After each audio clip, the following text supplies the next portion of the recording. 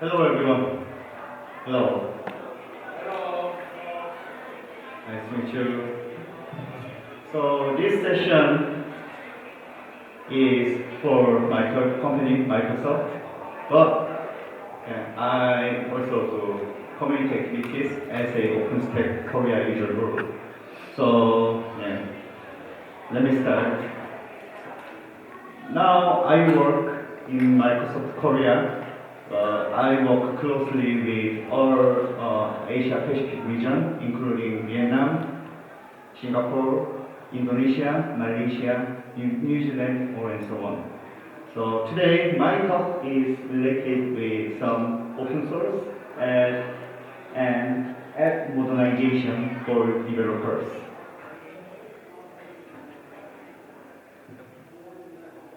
Let me introduce myself. I started my career in Microsoft as a marketing manager from last November. But before that, I was very happy. I'm still very happy working with many OpenStack community members. So I started to join in Korea user group in 2014, and then I organized some study activities in 2015, and then I went to OpenStack Summit, Tokyo Summit in 2015, and then I did lots of community activities.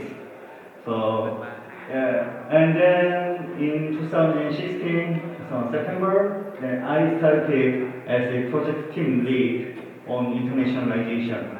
Not only translation to all the languages, but also interacting with many official projects.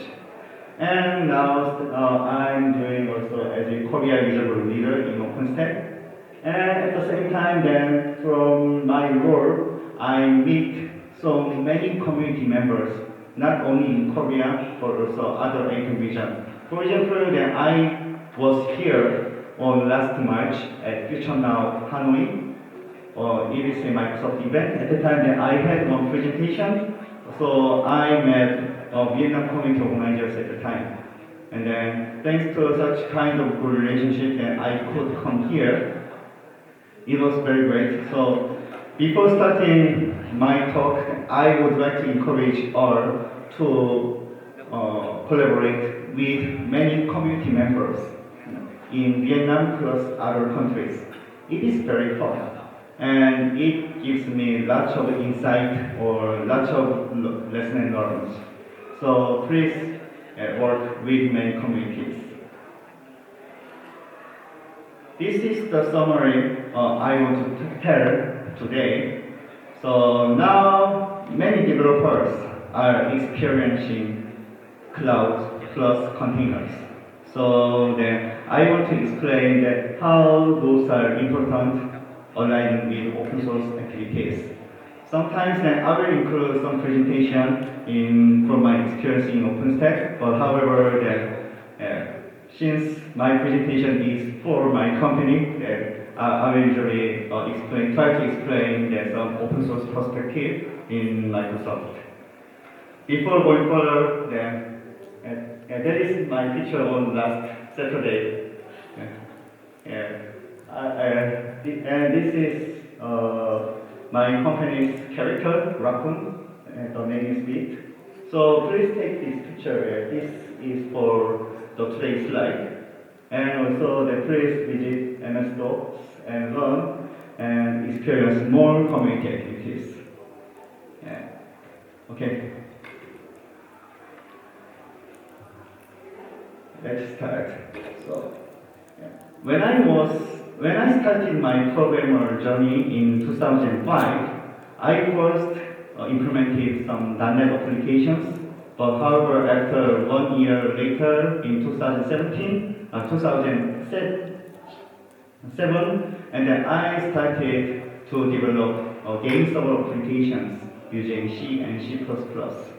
At the time, then I didn't have to consider any kind of cloud perspective.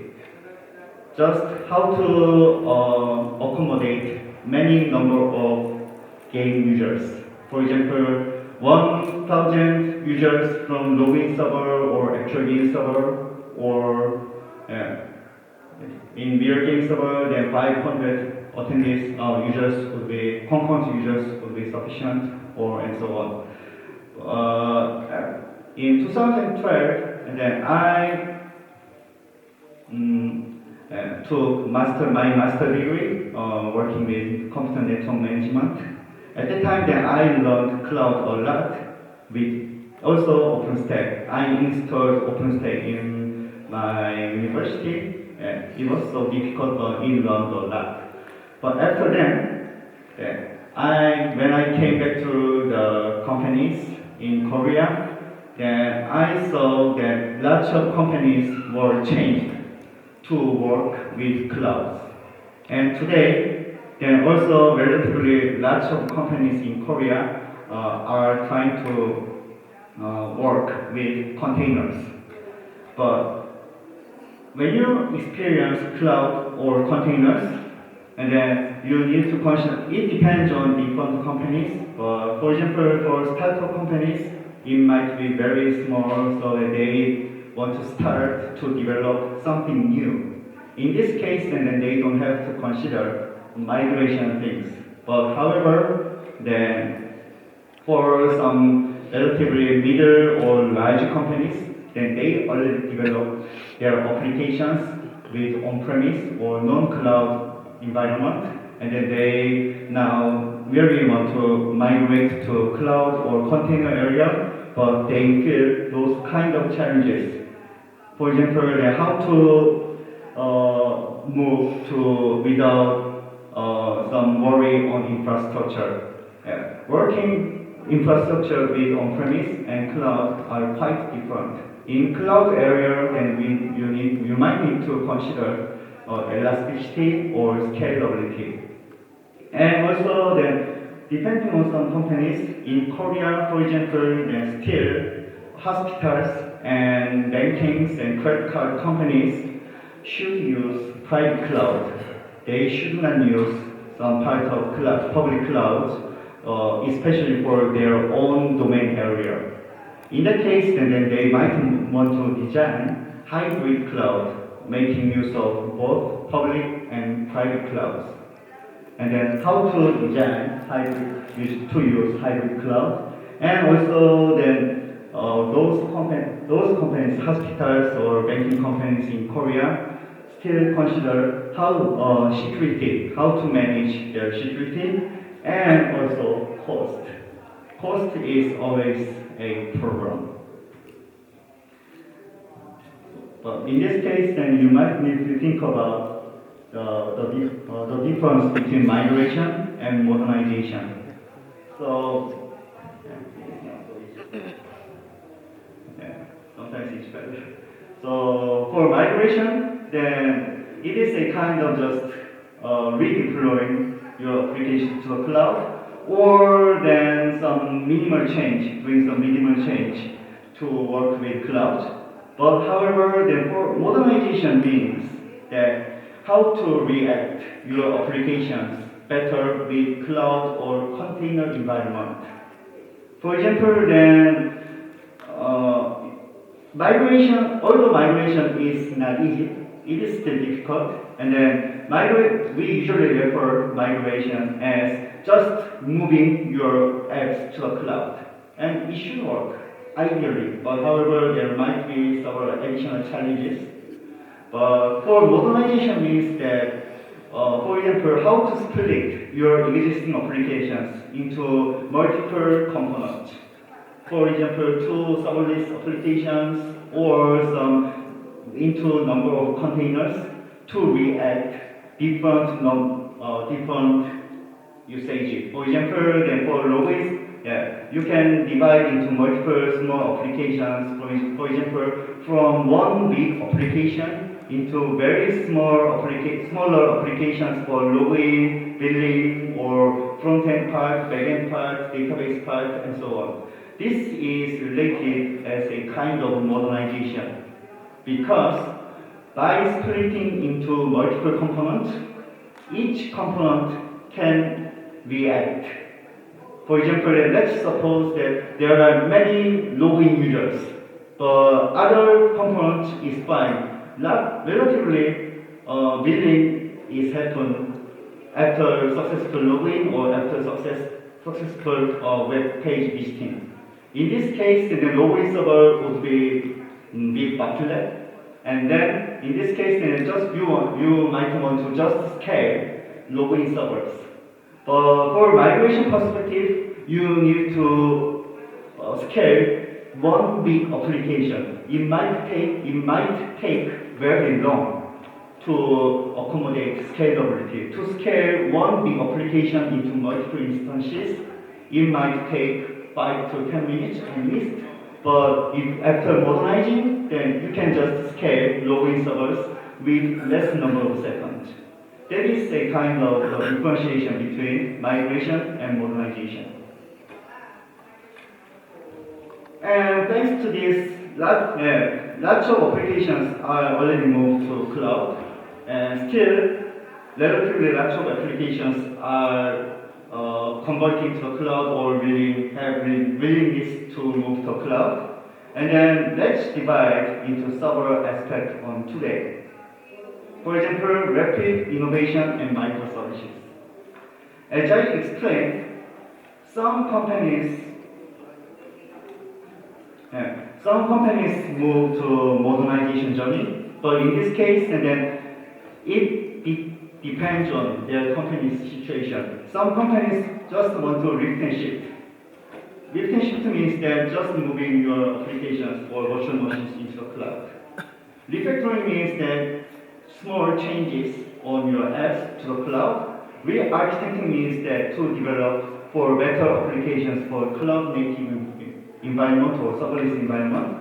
And rebuild new is that, your existing application is very difficult to manage. For example, your existing applications developed with very old-fashioned technology, ASP or PHP, and so on. In this case, and then for example, if you want to develop your application with JavaScript or Python or something, or even more, and then you might need to consider to rebuild it new. This is a kind of actual approach on migration and modernization. And second perspective is related with loosely coupled applications and containers. In this case, you need to consider the benefits of using containers. I think everyone knows what the benefit of container is here, so I don't want to explain in details. And so then sometimes some people say the Kubernetes now dominates in the world, but frankly speaking, I don't think so. It still depends on customers, their case, and environment. In Korea, then Kubernetes is still hot, but relatively many companies are still using cloud. And although there are some statistics on Gartner and also from CNCF, but Kubernetes momentum is still high, but some companies might consider cloud environment a lot. But anyway, then this is a kind of some momentum on Kubernetes, and then relatively many companies are now considering how to make use of containers and Kubernetes. And how about service-focused DevOps teams? It is one kind of example, but now then you might need to interact your applications better and better to react lots of responses from customers or to apply some agility to your applications. In this case, then you might need to better consider how to deploy your DevOps strategy into your applications. Sometimes with Kubernetes service, AKS is just as Kubernetes service, but it can be EKS or GKE or so on, or even OpenStack on Kubernetes. And how about service focus? And then this is what I want to say with some additional things. Working with open sources is very cool, and I learned a lot from my open source contribution activities. But in reality, still, relatively many companies are very worried about using open sources by their own effort. It means that, let's suppose that in Korea, there are so many startup companies. In this case, there are not too much skillful engineers.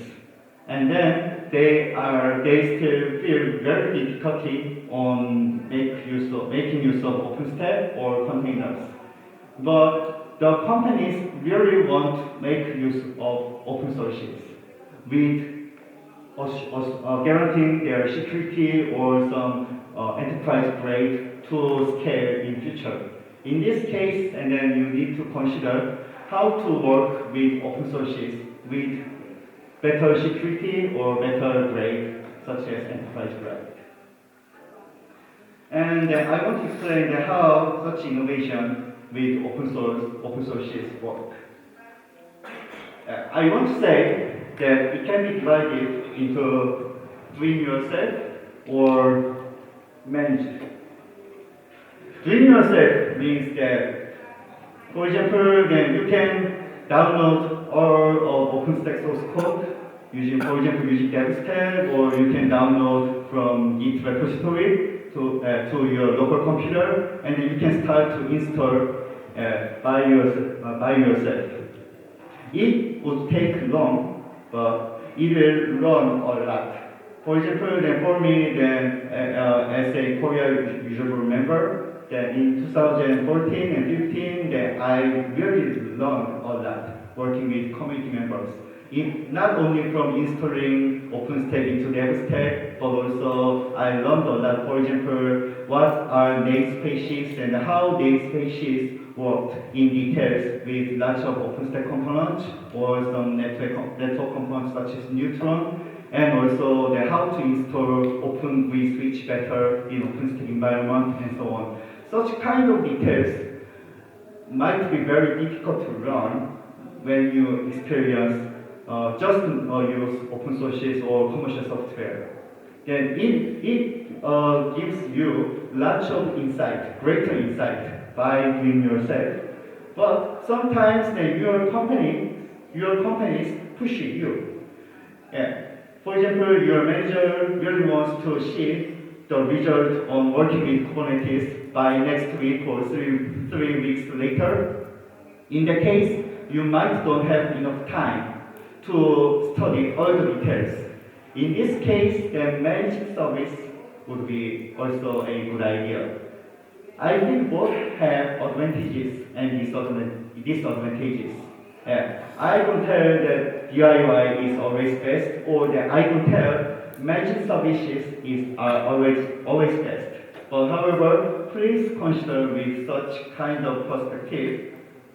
And then this is, for example, what I learned a lot from OpenStack world. You already saw some slides in the morning from OpenStack Foundation. One great advantage to work with OpenStack community is that everything is made from open source. For example, I didn't use Google Docs when I interact with many community members. OpenStack people installed Etherpad. It is very similar with Google Docs, and everyone edit and write, modify, and so on. And also for CI/CD, previously they used Jenkins, but now they use Joule, as mentioned in the morning. And also that OpenStack community members installed their own Git and Gerrit, for example, managing pull requests as a patch, number of patch sets. And also some if is then how to log chatting messages with open sources. And also Mailman is open source mail system to archive number of emails. And also Stinkus is a kind of documentation tool for example, you can write your documentation with your text file with some appropriate format, and then it will be generated into HTML and even PDF. All the details are managed by open sources. It is very helpful for me to learn in details how each software works and how to work with other members with open sources and so on. But it is a kind of DIY, doing everything yourself. But I think it is very strong advantage working with OpenStack communities. And it will take some time to learn everything, but however, it will give greater insight. For example, that if you really work with pure open sources, then such kind of environment will be very great for you to learn more details working with other members just using this open source software. For example, even the English is my second language. So my English might not be perfect, but this is the usage of interface. Yeah, I share my draft to community members, and then community members modify my comment like Google Docs. So then, after that, I felt, oh, my English was wrong. So that is better expression in English, and so on. So, and this is it is very similar with Google Docs, but it is purely worked with open sources. So thanks to that, I could write like this email just 2 days ago. It is a kind of DIY, but relatively today, some companies make use of managed services. Let's try to compare doing yourself with Kubernetes versus managed Kubernetes. DIY with Kubernetes means that you might need to install Kubernetes into your machine with installing Docker or installing Kubernetes with some like master nodes or slave nodes and how to work with, how to configure networks or and so on.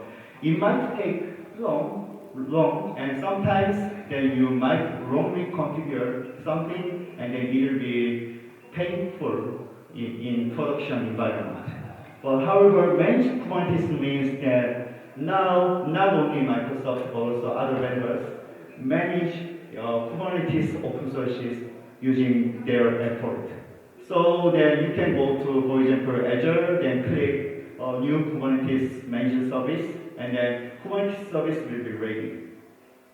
In this case, then you can let's consider how to make container environment and also application iteration, debugging, CI/CD, cluster hosting, cluster upgrade, patching, scaling, and monitoring and logging. In this case, managed Kubernetes would be great, but I still say that you can learn a lot, much more by doing yourself. It is a kind of trade-off, so please consider both perspectives.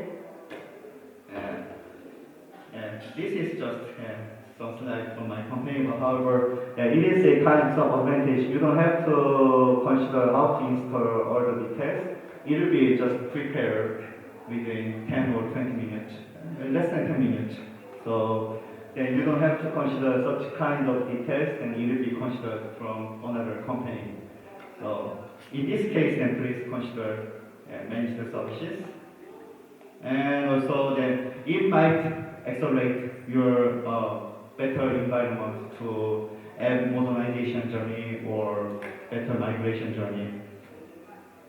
And also then I want to take another example. For example, then as I explained, the OpenStack community all installed their environment using open sources, and then that's why OpenStack community members developed Joule, which is different from Jenkins, but it is a good open source. For example, the PIP is a CI/CD. PIP is, as you know, that when you want to develop Python applications, and then you need to pre-install some packages. And then even the PIP community do not want to manage their CI/CD system in details. And then even those open source communities use a kind of another commercial software such as Azure DevOps. but it is for free for open source communities. And then I want to explain some scenarios for containers and app modernization journey. So, yeah, there can be several scenarios related, just written shift to containers, and also there's some developing microservices or machine learning, IoT, or how to better secure your Azure DevOps environment. So then when you want to consider app modernization without large of code changes first, and then you might need to consider lift and shift strategy. And then for even containers, you can make into one big container. And then it will be great for you to make use of to custom your applications into container world. It is just a usage using Azure DevOps plus Azure containers, but you can also configure all the details by yourself, or then you can use with different vendors and so on. But what I want to say is that just when you consider lift and shift to best adapt your applications into container environment, and then you can consider lift and shift strategy. And for microservices, then it'll be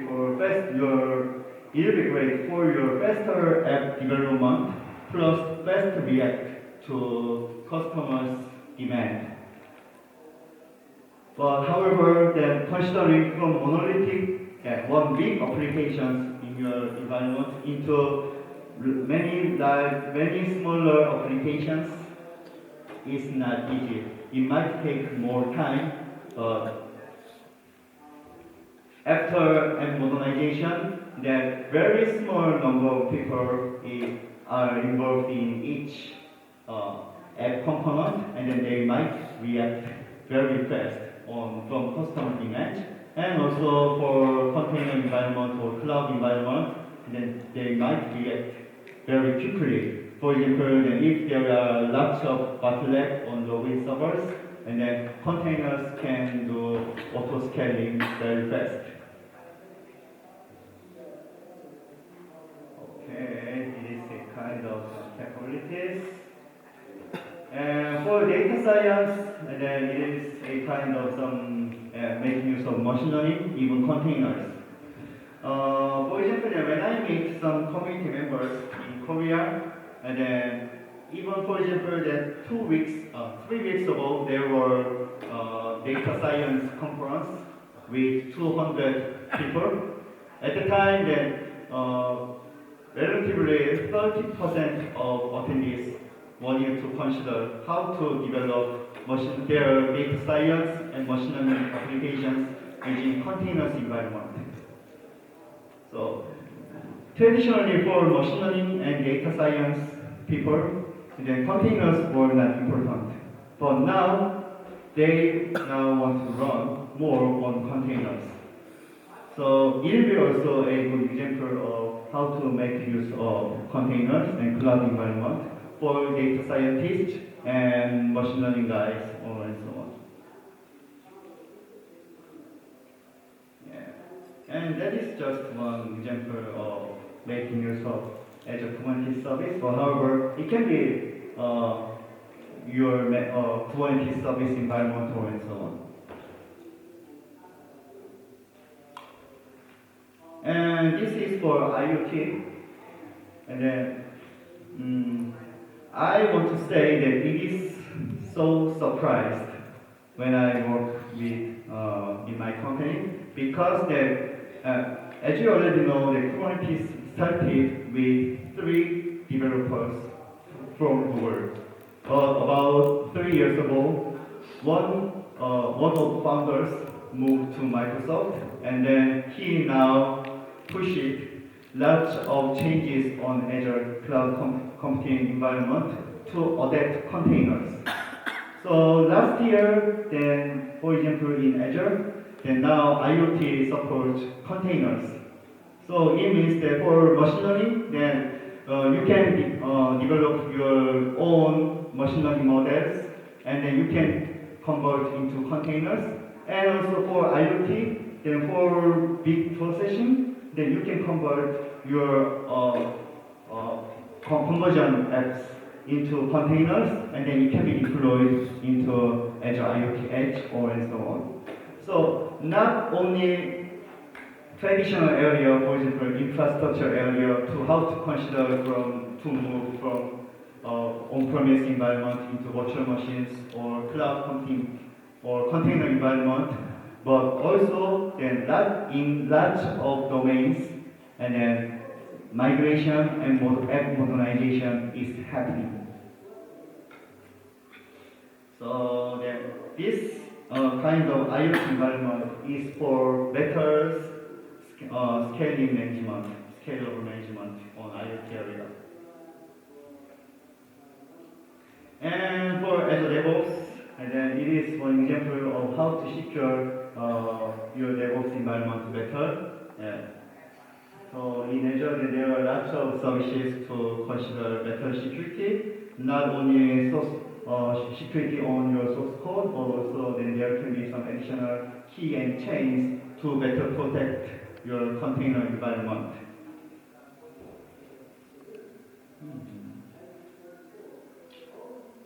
And so, yeah, I'll explain some as one example of how to deploy Azure machine learning models at scale for app modernization perspective. So, yeah, but this is just an example of making use of Azure, but however, you can consider with your own infrastructure or also then consider with you can consider with other vendors and so on. But for example, the Azure provides lots of AI services by their own Microsoft's own training. There are also lots of researchers in Microsoft, so they are researching a lot. But also, then you can deploy your own machine learning models into containers. So let's start to think about that. How much?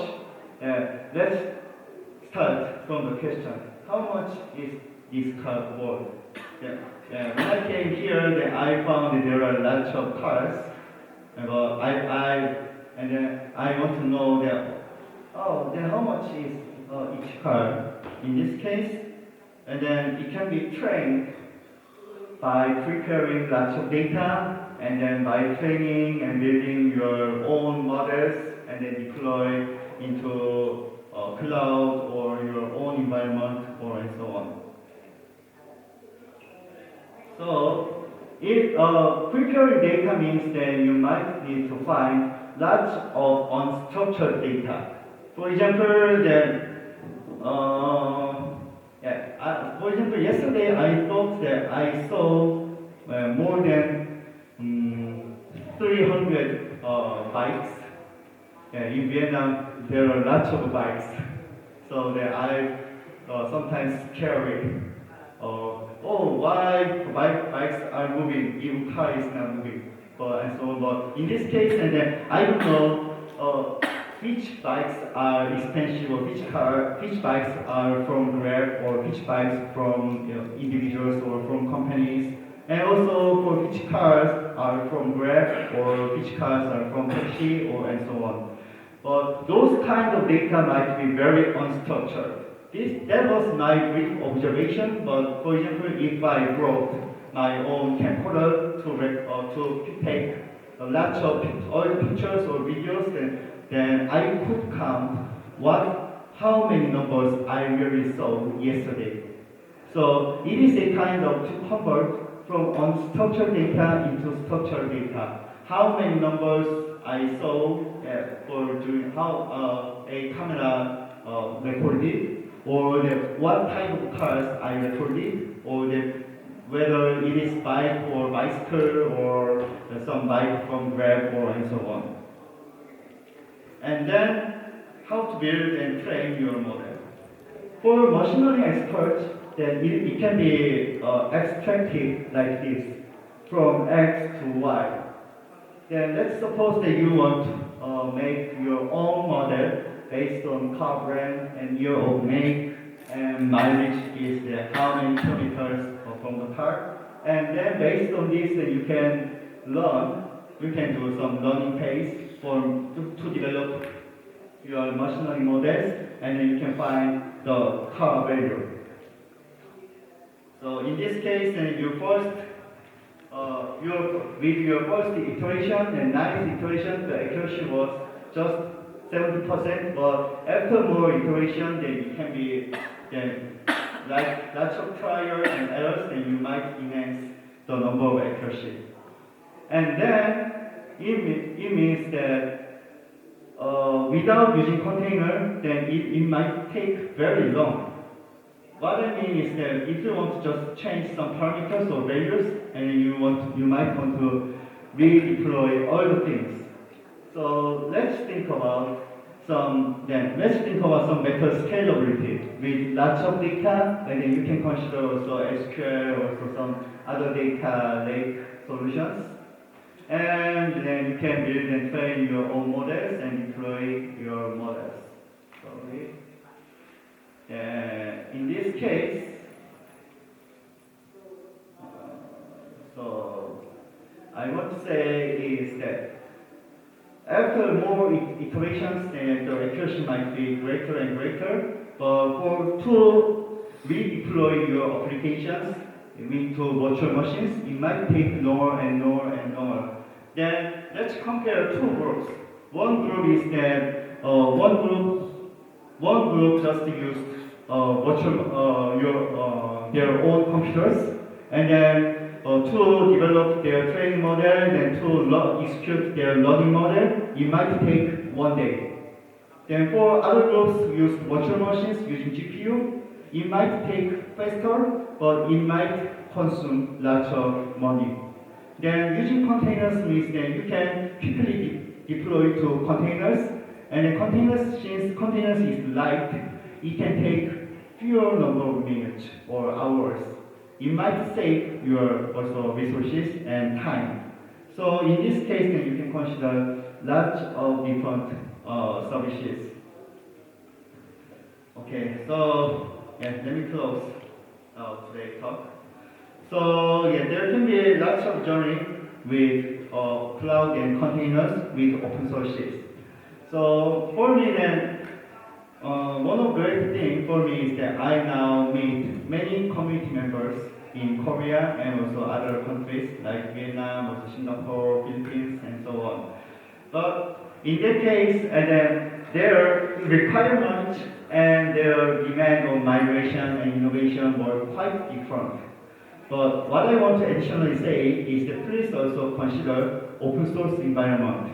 You can also deploy fully into open sources like building OpenStack environment like OpenStack community, or then you can even consider to use managed services for your open source environment. And those are just slides for my Microsoft contributions. And so today's slide is available using this URL /ms/Choi/OpenInfra Vietnam 2019. So please take this picture and to see this presentation. And also those others are for Microsoft resources. So if you are interested in Microsoft technologies, and please see in details. And also final conclusion is that I really want to appreciate Vietnam User Group's activities to organize such kind of event. In Korea, this year that I couldn't join in Opening Friday, but however, it was very great to see lots of people in Opening Fridays, also in Korea. And this time that there were about total 1,000 attendees for 2 days in Korea. Next year, it will be also very great.